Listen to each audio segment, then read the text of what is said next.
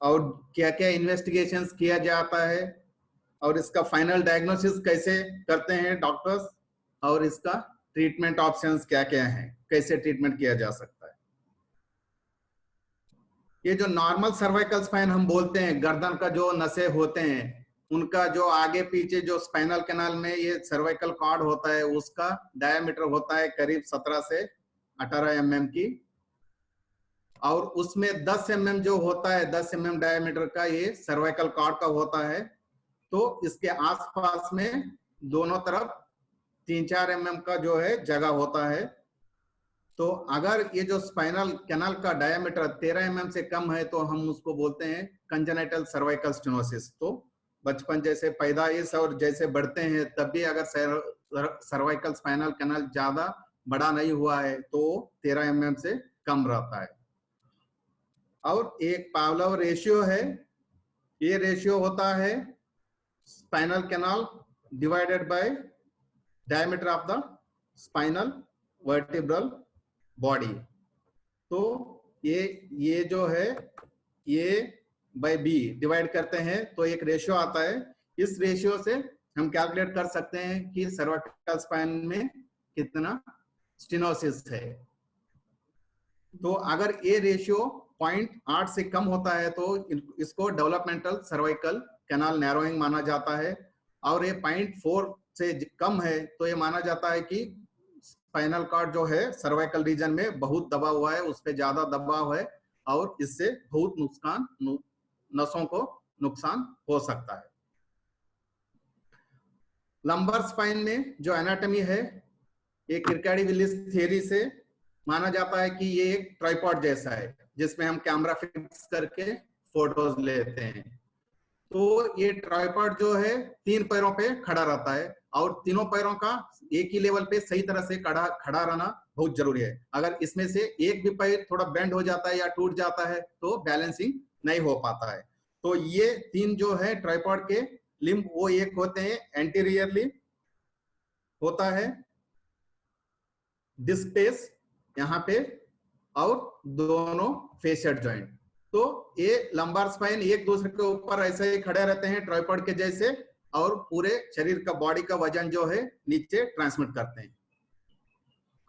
तो जब ये लंबार स्पाइन में स्टेनोसिस का प्रोसेस जो शुरू होता है वो डिस्क डीजनरेशन से शुरू होता है पहले, तो बाद में वो ग्रेजुअली जो लिगामेंटम फ्लेवम होता है पीछे की तरफ वो बकल करके नसों पर दबाना शुरू कर देता है, और फेशियल जॉइंट जो होते हैं वो घिस जाते हैं और एक दूसरे के ऊपर बैठ जाते हैं। इसकी वजह से जो जगह यहाँ नसों को बाहर जाने के लिए होना चाहिए ये कम हो जाता है और यहाँ पे नसें दबने लग जाते हैं।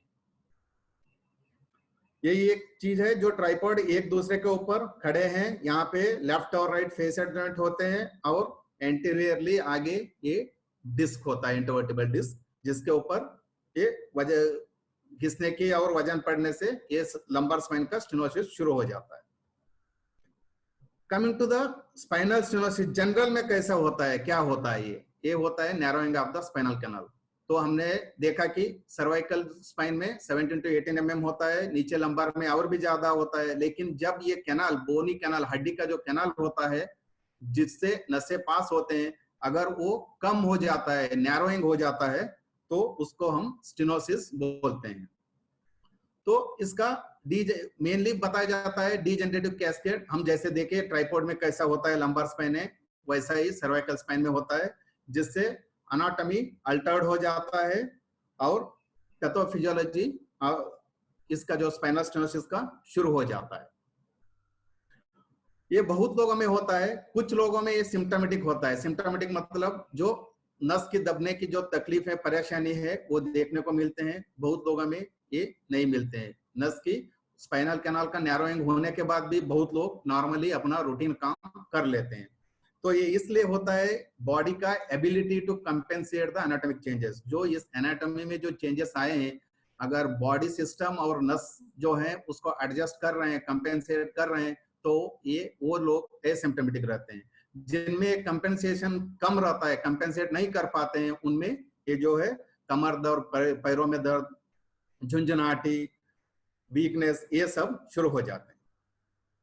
और जब ये सिम्टोमेटिक होता है तो ये नस जो होता है पूरा ऊपर से गर्दन से नीचे तक सर्वाइकल, थोरैसिक, लंबर और सेक्रल रीजन, जो जिस हिसाब से जिस रीजन में नसें दबे जा रहे हैं उस हिसाब से हमको पेशेंट में सिम्टम्स देखने के लिए मिलते हैं। तकलीफ भी उस लेवल के हिसाब से होते हैं।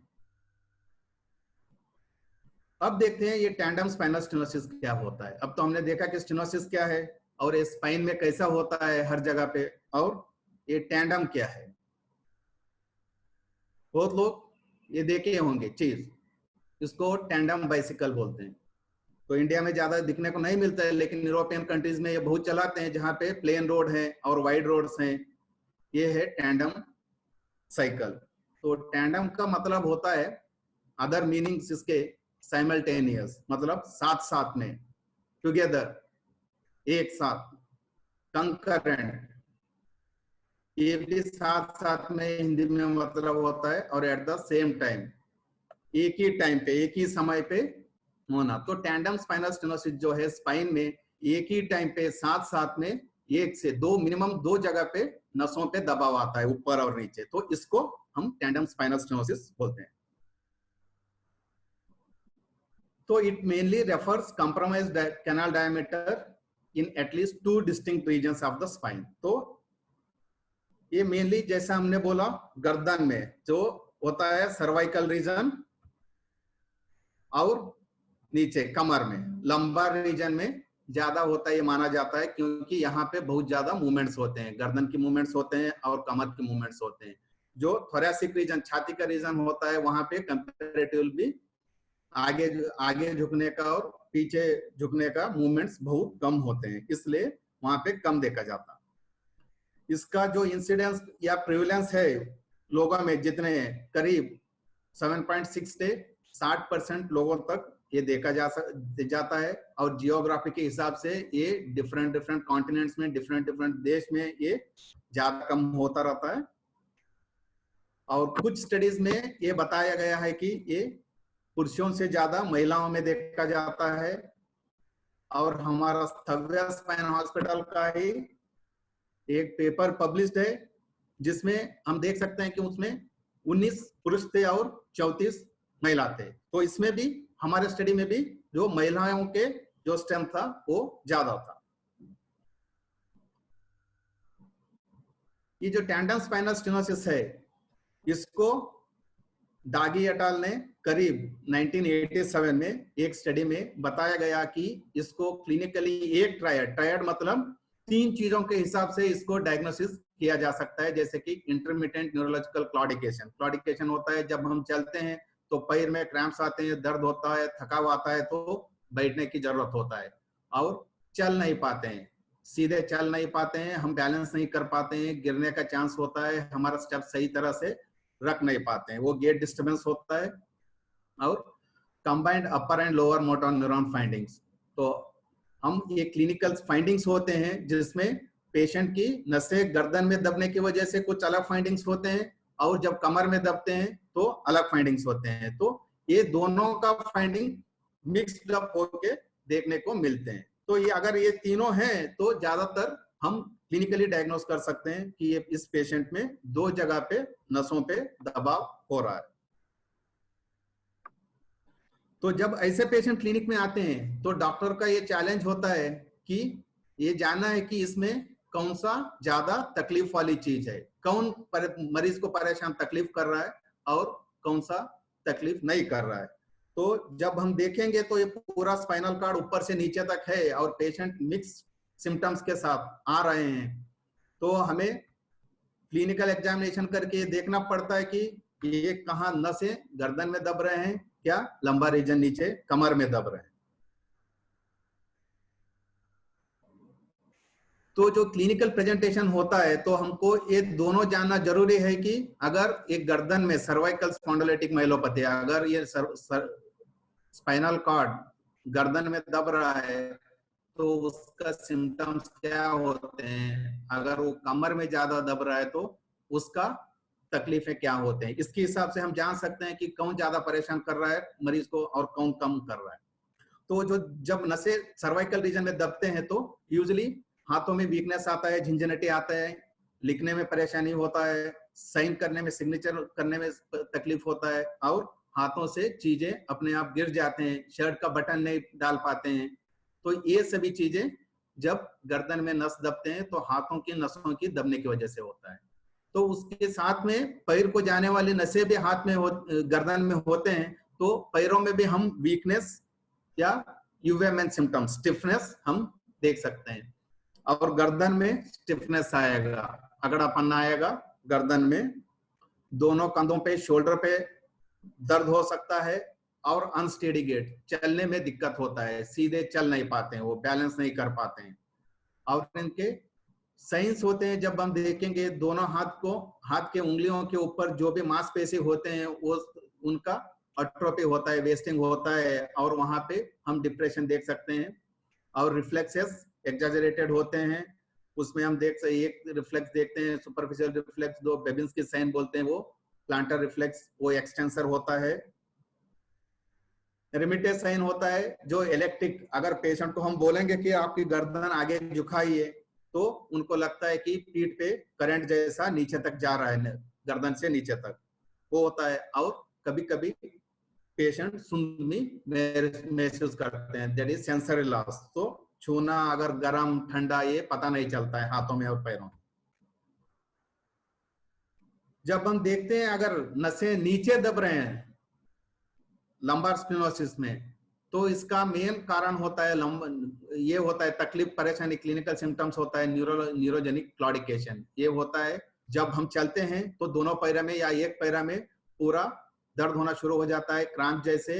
ये घुटने से ऊपर भी हो सकता है या नीचे भी हो सकता है। उसकी वजह से आपको थोड़ी देर रुकना पड़ता है, और कभी कभी आगे झुकना पड़ता है, नहीं तो थोड़ी देर के लिए बैठना पड़ता है। उसके बाद आपको दर्द कम हो जाएगा, फिर चलना शुरू करना पड़ता है। तो ये जो होता है, ये जब आप खड़े होके चल रहे हैं बहुत देर तक, और कमर में नसों के ऊपर दबाव आने से ये तकलीफ शुरू हो जाता है। बैठने की वजह से थोड़ा नसों के लिए जगह मिल जाएगा, दर्द कम हो जाएगा, फिर थोड़ी देर के लिए चल सकते हैं। तो ये एक सिम्टम्स होता है, मेन होता है, जो नीचे दोनों पैरों में होता है, और ये नीचे लंबा रीजन में, कमर में नसों की दबने की वजह से होता है।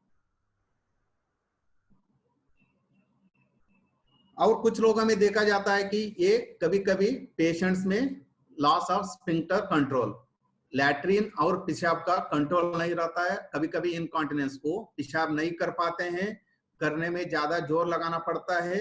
ये सभी चीजें भी कभी कभी होते हैं, जो रेयर है, लेकिन जब नसें बहुत ज्यादा दब गए हैं तो ये सिम्टम्स भी होते हैं। पुराने ओल्ड एज पीपल में ऑलरेडी, मेल्स में, पुरुषों में प्रोस्टेट की परेशानी होता है, ट्रीटमेंट चलता रहता है। अगर उनको हिस्ट्री हम पूछेंगे कि जो तकलीफ पहले से था, प्रोस्टेट की ट्रीटमेंट पे चल रहा है, आप पेशाब कर पाते थे, लेकिन अभी तकलीफ किसी तरफ से बढ़ गया है, चेंजेस आ गए उसमें, तो हो सकता है वो नसों की दबने की वजह से हो सकता है। तो ये जो ब्लैडर की कंट्रोल करने वाले नसें होते हैं, अगर ये सीवियर स्टेनोसिस में दबने लग जाएंगे तो हम देख पाएंगे कि जो स्पाइनल कॉर्ड या स्पाइनल नर्व का डैमेज, ऊपर सर्वाइकल या लंबर रीजन के होने से ये ब्लैडर कंट्रोल भी खो जाते हैं। तो ये कुछ रिफ्लेक्सेस हैं हम जो देखते हैं टैंडम स्पाइनल स्टेनोसिस में, जिनकी हिसाब से हम डायग्नोस कर पाते हैं कि ये कहाँ पे नसें दब रहे हैं। तो ये होता है बेबेन्स्की रिफ्लेक्स, जैसे हमने पहले देखे थे कि अगर हम पैरों पे जाके ऐसा एक पेन से ऐसा हम स्ट्रोक करेंगे तो हम देख सकते हैं कि बड़ी उंगली जो है ऊपर की तरफ जाता है। तो ये होता है बेबिन्स्की साइन पॉजिटिव। तो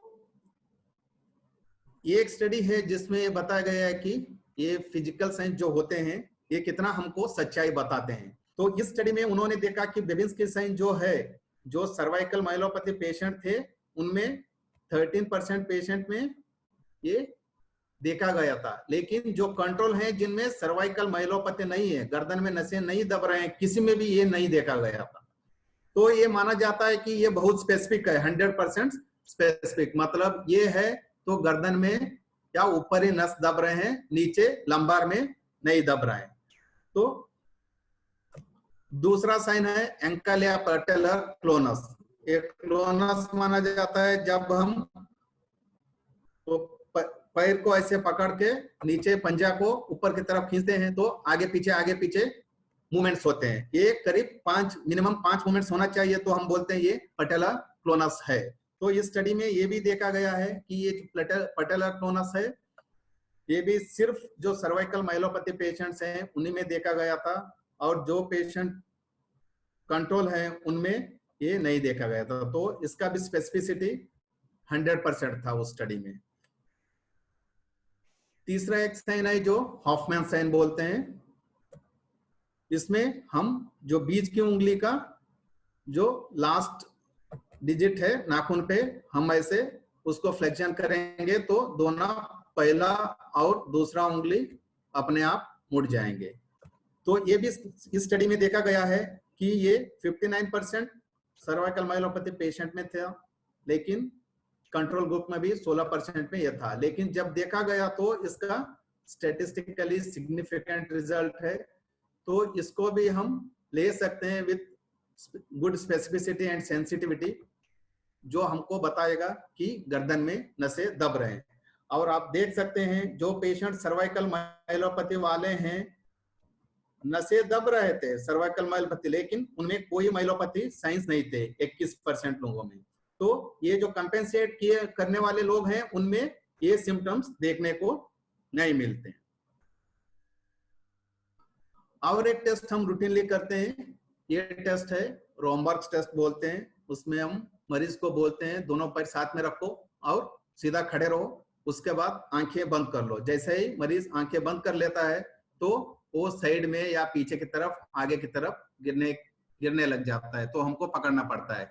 ये इसलिए होता है क्योंकि जब आंखें खुले रहते हैं, खुले आंखों से वो बैलेंसिंग कर पाते हैं, गिरते नहीं है। लेकिन जब आंखें बंद कर जाते हैं तो उनका प्रोप्रियोसेप्शन, जो जॉइंट सेंसेशन होता है, वो नहीं आता है, रिफ्लेक्स वो फीडबैक नहीं जाता है, तो गिरने का चांस रहता है। ये हम टेस्ट करते हैं, लेकिन इसके ये टेस्ट पॉजिटिव है तो ये माना जाता है इतने कारण हो सकते हैं।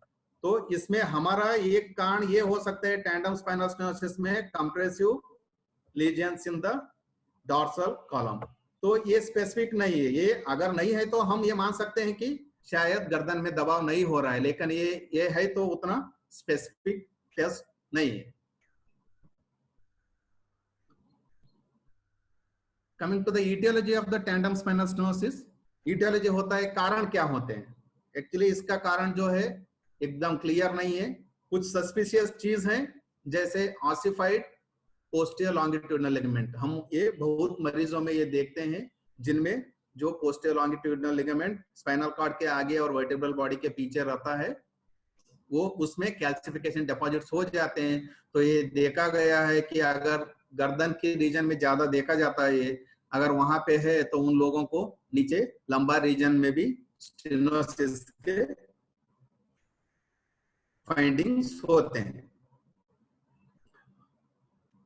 अदर इंडिपेंडेंट रिस्क फैक्टर, जिससे ये किसी पे डिपेंडेंट नहीं है। इंडिपेंडेंट रिस्क फैक्टर ये माना जाता है जो फॉलो रेशियो अगर 0.78% से कम है तो ये माना जाता है ये भी जो है एक रिस्क है जो टैंडम स्टेनोसिस, मतलब ये congenital narrowing of the spinal canal में जाएगा और 2-3 जगह पे स्पाइनल कैनाल का नैरोइंग होकर नसों पर दबाव आने का संभावना होता है। और एक स्टडी में ये भी बताया गया है कि अगर मरीज का उम्र जो है 70 साल से ऊपर है तो टैंडम स्टेनोसिस होने का चांस रहता है। जैसे हमने पिछले बोला कि कुछ स्टडीज में ये बताया गया है कि फीमेल में कॉमन है, लेकिन ये स्टडी में ये बताया गया है कि मेल पुरुषों में ये ज्यादा होता है। और जिन पेशेंट में ये मल्टी लेवल लंबार स्टेनोसिस, जो कमर में 2-3 मणकों में या 2-3 लेवल पे डिस्क लेवल पे अगर स्टेनोसिस होता है तो उनको ये टैंडम स्टेनोसिस होने का चांस बहुत ज्यादा होता है।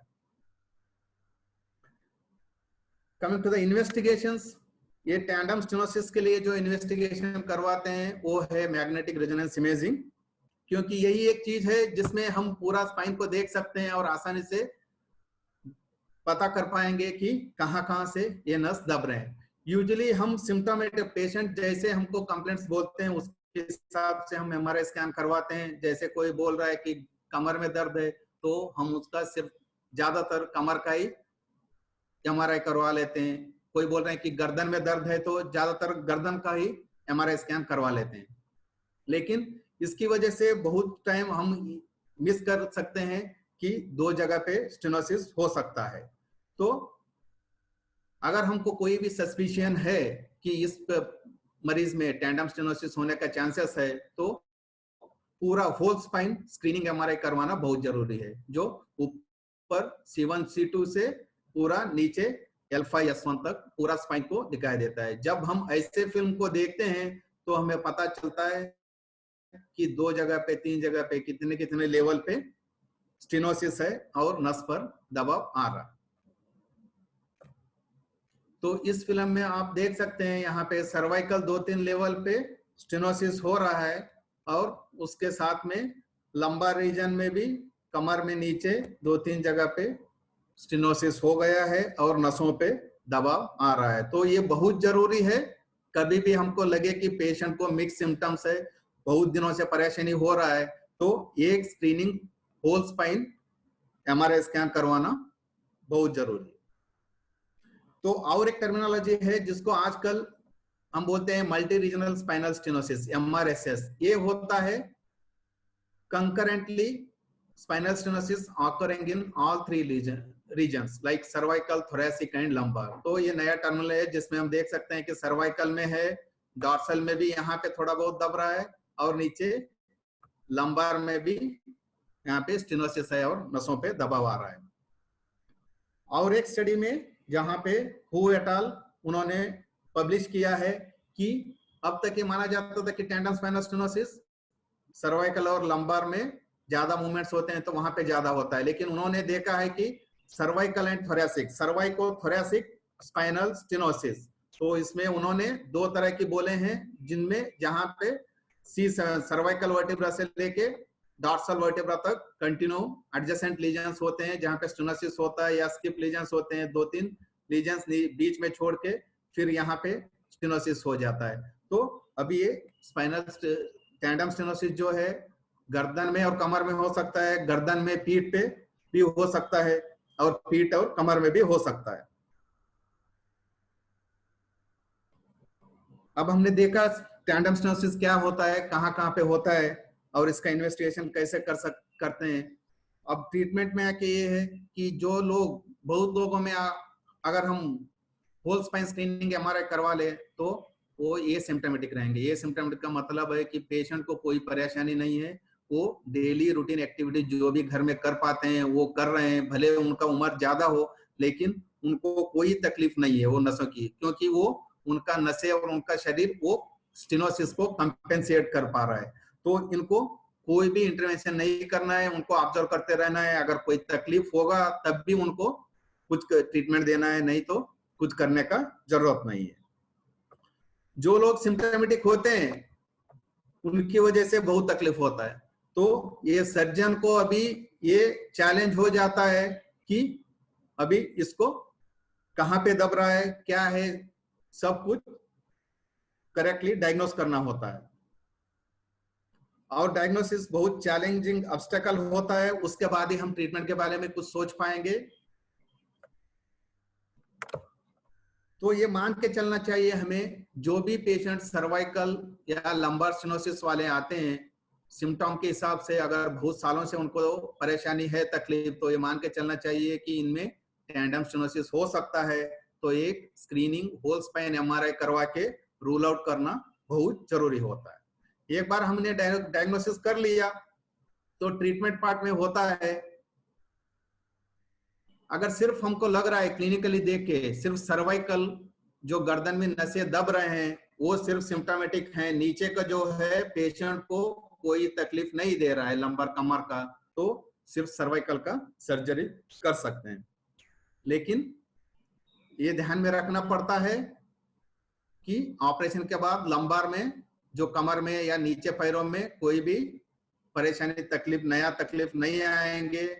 या हो सकता है कि अभी जो है पेशेंट को, जो हमने बोल रहे थे क्लॉडिकेशन या नीचे की नसें दबने का तकलीफें शुरू हो सकते हैं। अगर वैसा हो जाता है फिर जाके हमें लंबार स्पाइन का भी सर्जरी करना पड़ता है।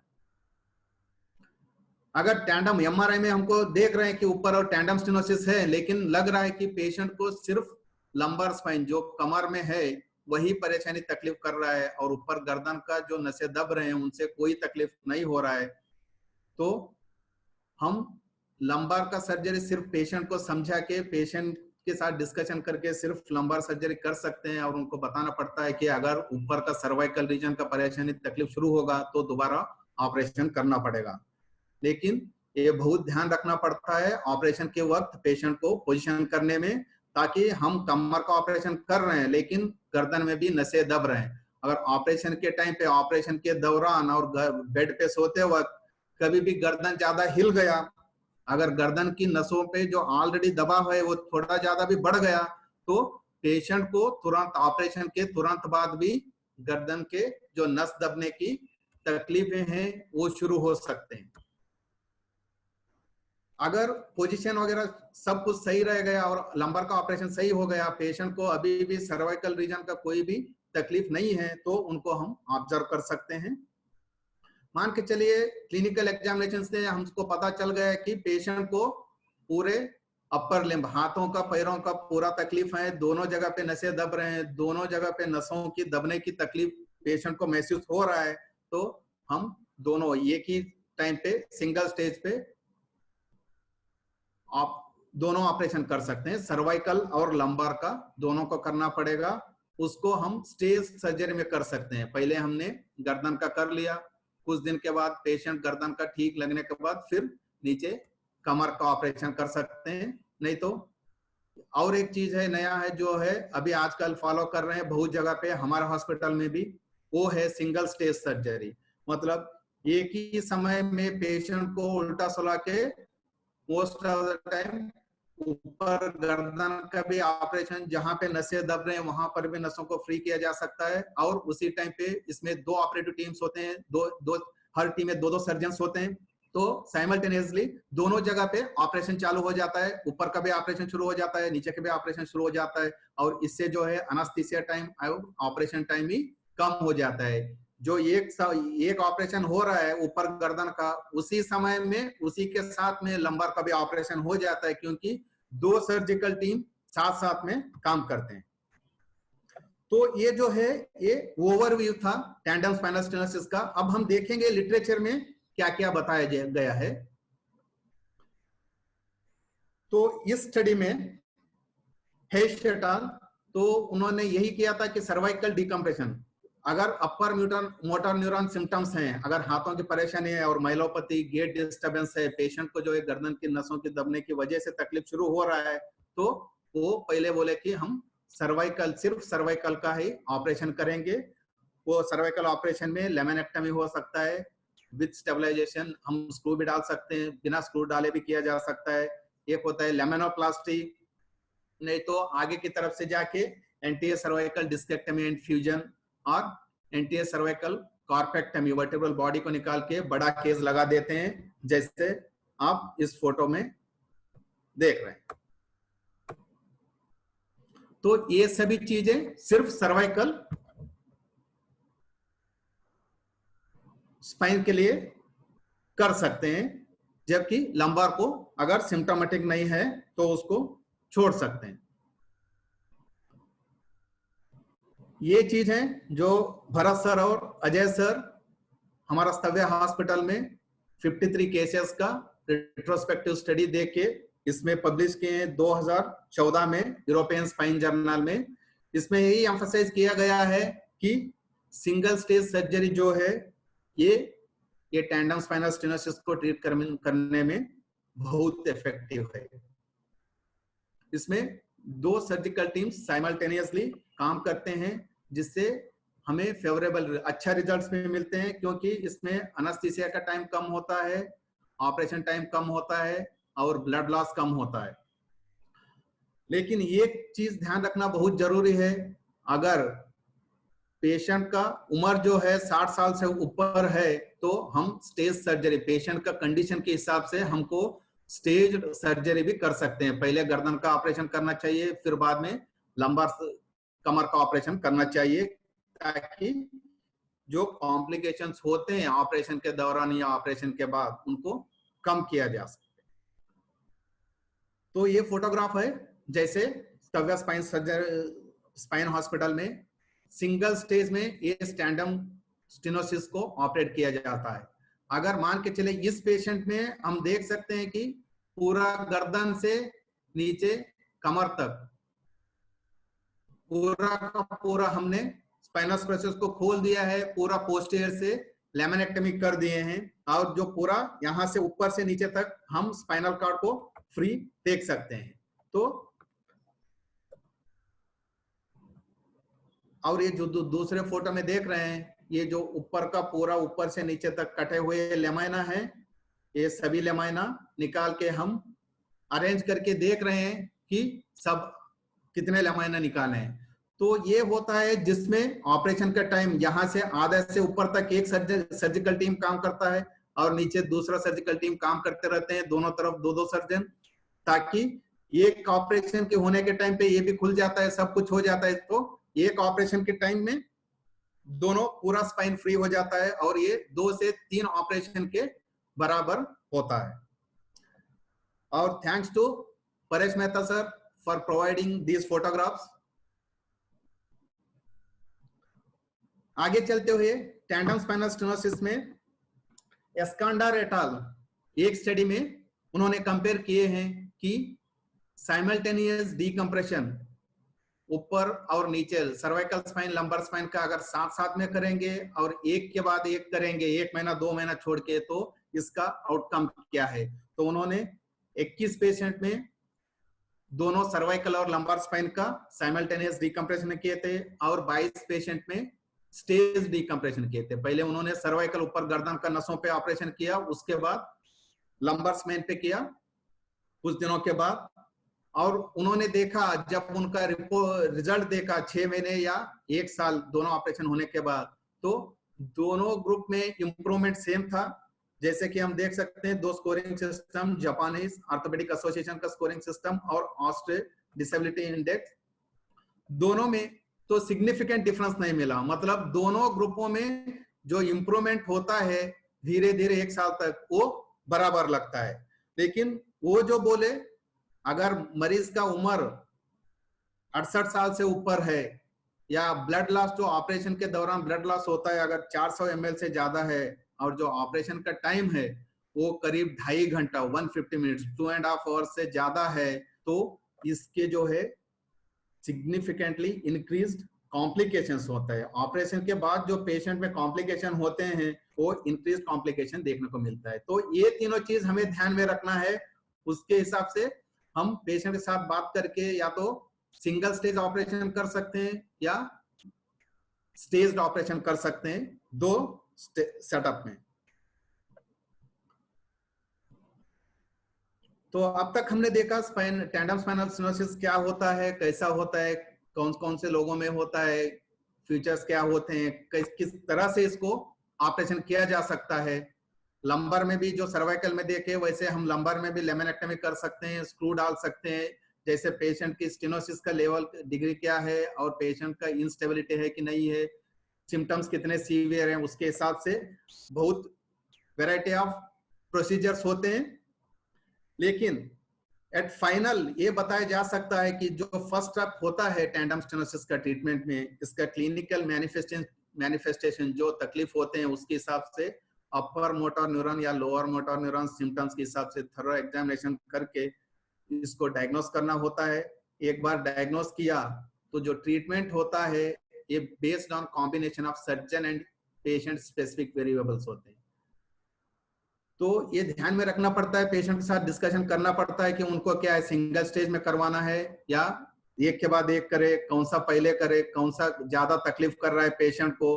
और सर्जन फैक्टर्स होते हैं, 2 सर्जिकल टीम होना चाहिए और सोफिस्टिकेटेड इंस्ट्रूमेंट्स होना चाहिए, कटिंग बोन कटिंग मशीन्स होना चाहिए जो हम बोन स्कैल्पेल बोलते हैं, बहुत ज्यादा जरूरत होता है उसको, जिससे हम सिर्फ हड्डी को काट सकते हैं लेकिन नसों पे कोई नुकसान नहीं पहुंचाता है वो। तो ये सभी जो फाइन इंस्ट्रूमेंट्स, ओटी सिस्टम और सर्जिकल टीम, ये सब दे के हमको डिसीजन लेना पड़ता है कि 2 सेटिंग में करना है, 1 सेटिंग में करना है, एक पेशेंट फैक्टर्स और एक सर्जन वेरिएबल्स। लेकिन जब भी हम टैंडम स्पाइनल स्टेनोसिस को हम ट्रीट कर रहे हैं तो ये ध्यान में रखना जरूरी है कि हम सर्वाइकल को प्रायोरिटी दें। अगर कभी भी अगर हम लंबार स्पाइन सर्जरी को पहले कर रहे हैं तो बहुत ध्यान रखना पड़ता है सर्वाइकल स्पाइन को पोजीशनिंग के टाइम पे, लेकिन ऐसा सर्वाइकल माइलोपैथी ज्यादातर होता है तो सर्वाइकल को प्रायोरिटी देके इसका इलाज किया जाना चाहिए। सबको धन्यवाद।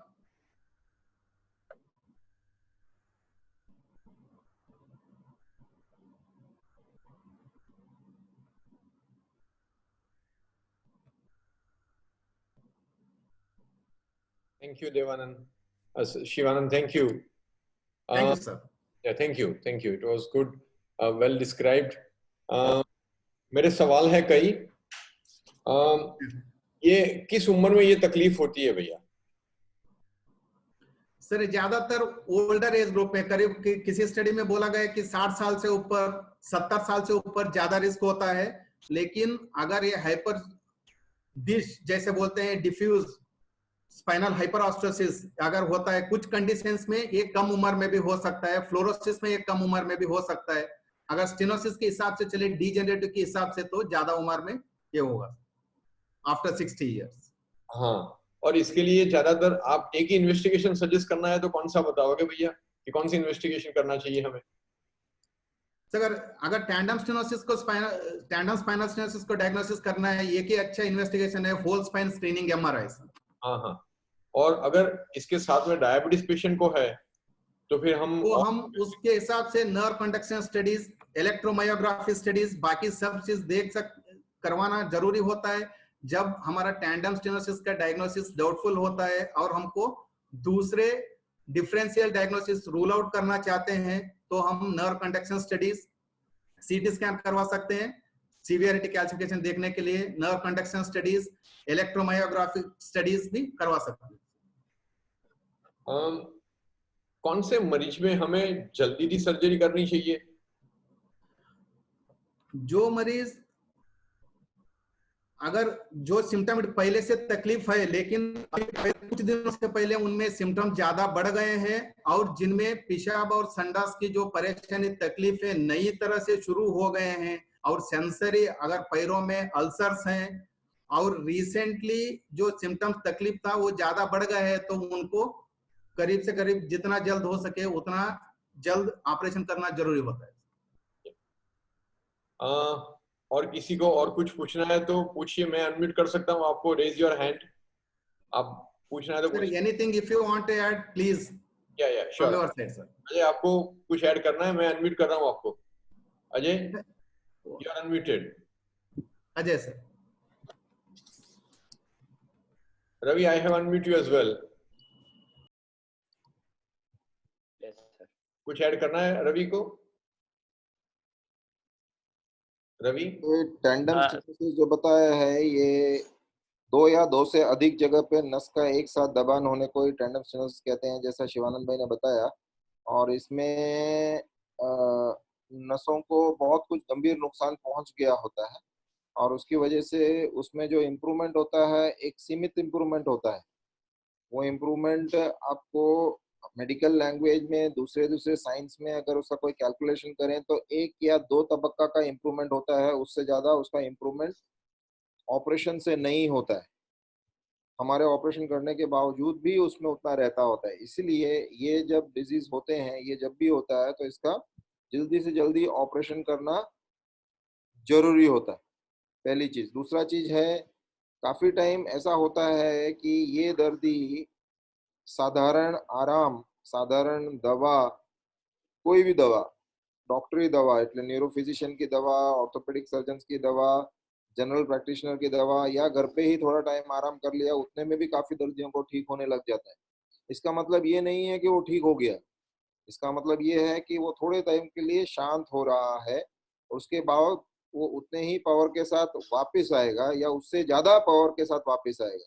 वो हर बार का जो एपिसोड होता है या हर बार का वो जब बढ़ता है तो उतना ही ज्यादा गंभीर होता जाता है और उतना ही उसको ऑपरेशन से कम फायदा होता है।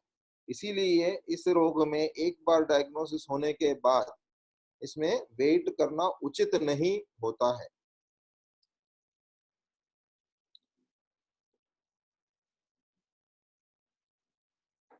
कौन सी ऐसी चीजें हैं रवि, आप बता सकते हो जी कि सर। जहाँ पे हमने ज्यादातर देखभाल में मरीज की ज्यादा ख्याल रखना चाहिए?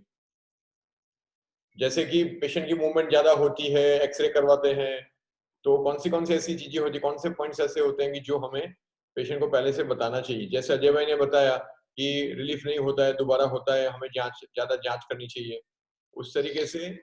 हाँ, इसीलिए जैसा अभी डिस्कस हो रहा था कि इस तरह की चीजें यूजुअली 60 प्लस के लोगों में ज्यादा मिलती है, इसीलिए ज्यादा उम्र वाले लोगों को खास करके ऑपरेशन से पहले तो हम लोग पूरा स्पाइन स्क्रीनिंग एमआरआई एक बार कर ही लेते हैं, और यही एक स्टैंडर्ड भी बन जाना चाहिए। दूसरी चीज, ज्यादा उम्र वाले लोगों को गर्दन की मूवमेंट, चाहे आप एक्सरे कर रहे हो, एमआरआई कर रहे हो, या एनेस्थीसिया के समय इंट्यूबेट कर रहे हो, इसका खास ध्यान रखना पड़ता है, क्योंकि थोड़ा बहुत एलिमेंट होता ही है स्टेनोसिस का सब में, किसी में ज्यादा होता है जिसमें ऑपरेशन की जरूरत है, लेकिन उम्र के साथ कुछ ना कुछ थोड़ा बहुत कंपोनेंट तो स्टेनोसिस का होता ही है। इसीलिए पोजीशनिंग के समय और इस तरह की चीजों में हमेशा ध्यान रखना जरूरी है। ऑपरेशन के बाद हम पेशेंट को कब चलाते हैं, कैसे चलाते हैं? आप पायल बेन बताओगी कैसे करते हैं हमारी हॉस्पिटल में? टेंडन स्टेनोसिस के ऑपरेशन में हम जब दूसरे दिन या तीसरे दिन पेशेंट को चलाते हैं, तब हम पेशेंट को ऊपर का और नीचे का कॉलर दोनों प्रोवाइड करते हैं। उसके बाद पेशेंट को खड़ा करते हैं, अगर पेशेंट कंफर्टेबल है तो। अगर नहीं है तो हम तीसरे दिन से पेशेंट की मोबिलिटी ऐड करते हैं, उसको थोड़ा बहुत चलाते हैं। आफ्टर 15 डेज पेशेंट को ज़्यादा चलने की छुट्टी देते हैं। जैसे जैसे अगर पेशेंट व्हीलचेयर में आया है तो पहले उसको खड़ा करते हैं, या फिर अगर पावर कम है तो उसको इलेक्ट्रिक स्टिमुलेशन भी हम देते हैं। इसलिए धीरे धीरे, जैसा अजय सर ने बताया कि ग्रेड 1 या ग्रेड 2 का ही रिकवरी होती है, तो ज़्यादा रिकवरी नहीं होती है। तो जैसे ही पेशेंट हमें रिस्पॉन्स देता है, उस प्रकार से हम उसकी मोबिलिटी आगे बढ़ाते हैं। कई बार हम लोग डायग्नोसिस के लिए ऐसे पेशेंट्स में ज्यादा इन्वेस्टिगेशन भी करते हैं, जिसको क्लिनिकली हमें लगता है कि दो जगह पे दबाव है। जैसे कि हम लोग सर्वाइकल स्पाइन में ऊपर नीचे देख के एमआरआई करते हैं, और एक्सरे में कमर में ऊपर आगे पीछे झुक के एक्सरे करते हैं। उससे हमें ज्यादा पता चलता है कि नस का दबाव बढ़ रहा है कि नहीं बढ़ रहा है। सो ये सब चीजें बहुत जानना जरूरी है। टेंडम स्टेनोसिस का जो प्रॉब्लम है अभी ज्यादातर हम देख रहे हैं हमारी day to day clinical practice में, इसलिए हमने ये टॉपिक को यहाँ पे सिलेक्ट किया कि ये जो स्टेनोसिस होता है, टेंडम स्टेनोसिस, वो एज रिलेटेड होता है। जैसे ज्यादा उम्र बढ़ती जाएगी, ऐसे ऐसे दोनों जगह पे दबाव ज्यादा ज्यादा दिखता जाएगा, या फिर तीन जगह पे भी दिखने की संभावना होती है। और जैसे डॉक्टर शिवानंद ने बताया कि छोटी उम्र में भी होने की संभावना होती है, जब ये कैनाल जन्म से छोटी होती है, कम होती है। वो तो उस तरीके से हमें ये कंडीशन को ध्यान में रख के हमें ज्यादा इन्वेस्टिगेशन करना है और हमारे पेशेंट्स को भी एजुकेट करना है।